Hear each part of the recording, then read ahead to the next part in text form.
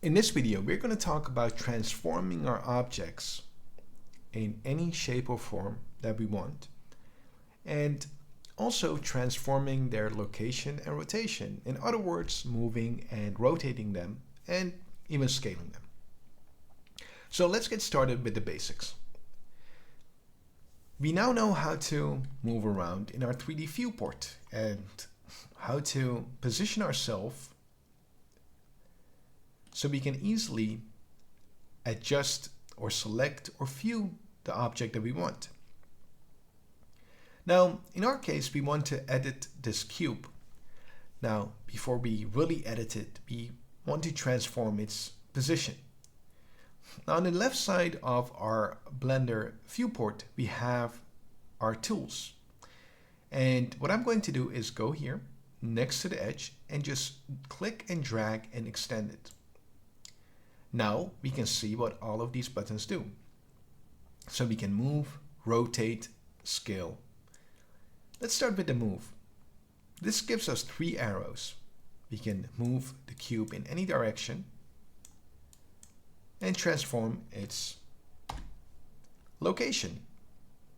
And we can bring up this panel by clicking N on our keyboard once again. So we can simply move this around. We can also rotate our cube in any direction that we want. The same is true for scaling. We can make it smaller or bigger.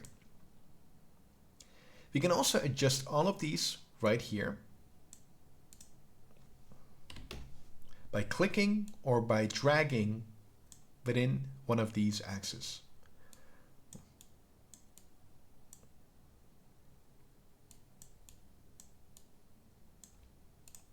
And just like that, we can scale our model. Keep in mind that we also have the dimensions of our cube, which are now adjusted because we edited the scale.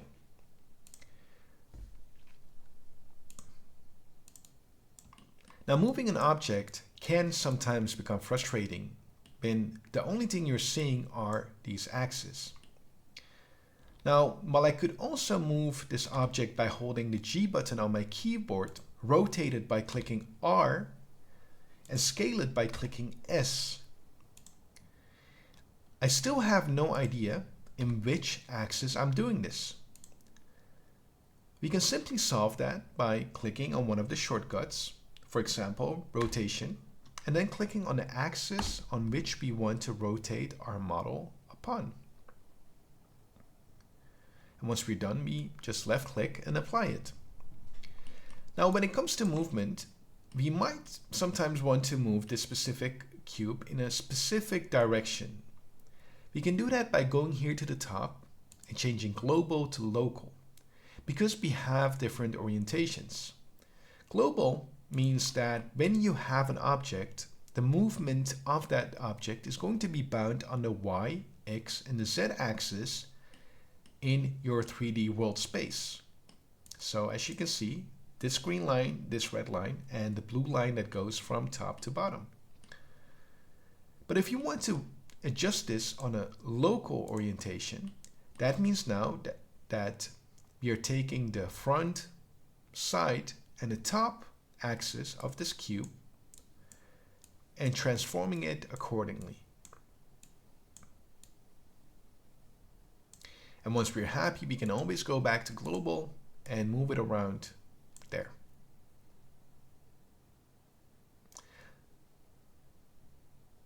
The same is true for rotation. As you can see, the Y and X and the Z axis of the rotation get adjusted based on the rotation of the object itself. Now, with that said, let's delete this cube, click on Shift A, and add another cube to our scene. And I'm going to click on Move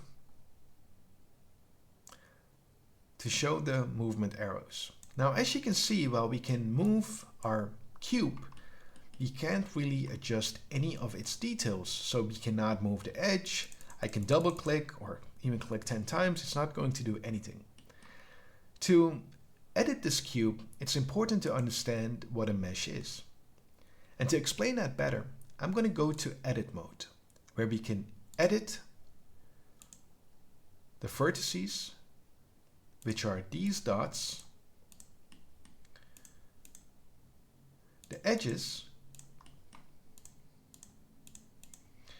and the faces. So each mesh exists out of these three elements. And a face exists out of two triangles. So if you imagine a line going from the top right to the bottom left, that means that we have a triangle here and a triangle here. And that creates a face. Anything with more than 4 vertices, I'm going to hold shift to select all of them. Anything with more than 4 vertices is called an n-gon. So that's no longer a face. And you preferably do not want to have any n-gons in your models, especially if you're creating it for real-time render engines. Now, it does happen, and it's not really that of an issue, but it's really a bad practice and something that's frowned upon within the industry. Now, if you want to edit, for example, our vertice, we can select it, click on the move or G on our keyboard to move it. The same is true for our edges. We can click on the edge select or 2 on our keyboard, select the edge, click on the move, and move that in any direction that we want. The same is true for faces. Once again, we select and move that specific face. We can also rotate it and scale it to our liking. So far, the transform options have been the same as in object mode. And we can switch between object and edit mode by either clicking on it or clicking tab on our keyboard. All right, with that out of the way, it's time to talk about the additional tools that we are seeing here. And once again, if you're not seeing this and this is what you're seeing, just click on the edge and extend this so you get to see these tools. And there are a few tools that I have that you don't, but don't worry about those. Those are really specific to my Blender and plugins that I use for specific work. Now, we will be going through each and every of these tools in their own video, so you can always take a look back and see how you can use them. So let's get started on that. For now, feel free to move, rotate, and scale within the edit mode and go back to object mode if you want to edit that specific object and move its position. And in the next videos, we're going to cover all these tools so you get a good understanding of the basics of editing your 3D mesh or 3D model.